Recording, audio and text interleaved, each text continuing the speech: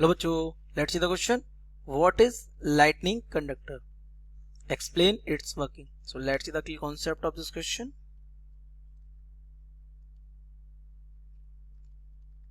The key concept of this question is a conductor which is used to save a building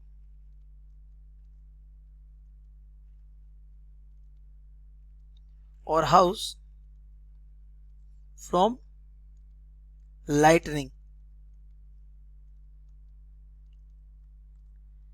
is called, क्या बोलते हैं इसको, lightning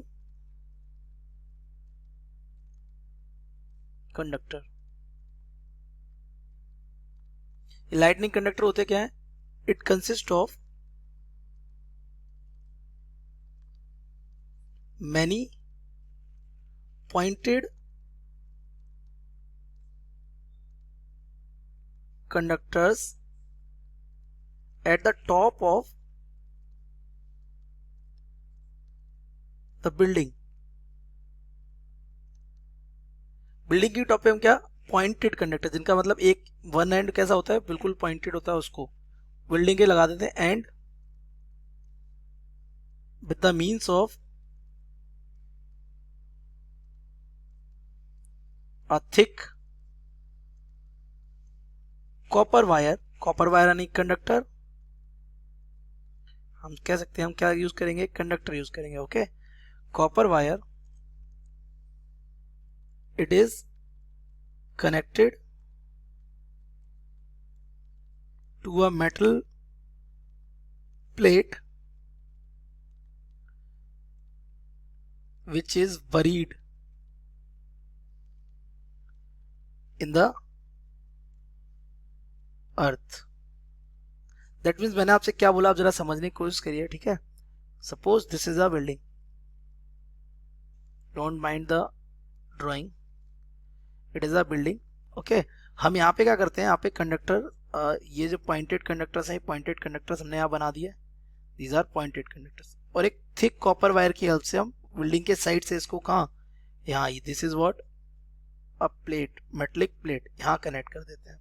होता क्या है, इसके ऊपर से क्या गुजरेगा आपका, एक क्लाउड, जो कि कैसा होगा, नेगेटिवली चार्ज. ठीक है, तो व्हेन वर्किंग क्या है, इसकी वर्किंग देख लीजिए कैसे वर्क करता है, कैसे सेव करता है हाउस को. So it is a house. Okay, when a negatively charged cloud pass over it, तो आपको पता है नेगेटिवली चार्ज, तो ये इन पॉइंट्स को क्या कर देगा, पॉजिटिवली चार्ज, वो भी कैसे, हाईली, है ना. So the end points of, and sharp points, है ना, sharp points of conductor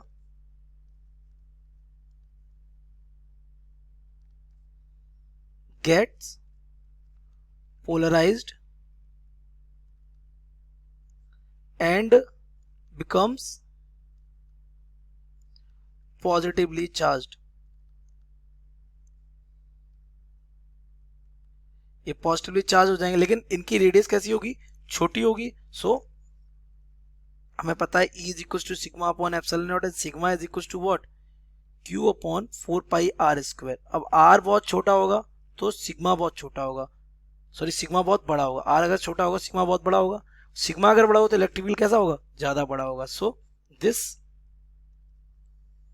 creates a heavy electric field.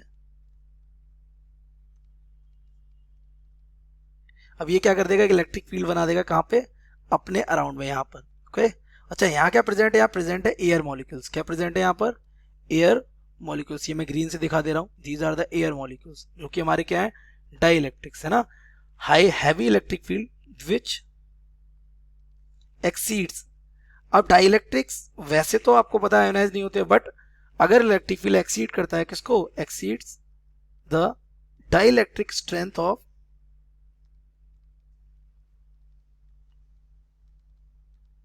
of air molecules, so charge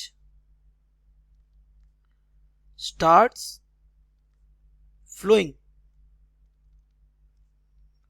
from cloud to pointed conductors. इसके आगे कंडीशन हम यहां समझते हैं। ये देखो, ये हमारा क्या था, क्लाउड। ये क्लाउड कैसा है, negatively charged, no problem. Okay, यहां पर कौन है, एयर के मॉलिक्यूल्स, जो कि पहले कैसे थे, डाइलेक्ट्रिक्स थे। लेकिन ये जो हमारे जो पॉइंटेड कंडक्टर्स थे,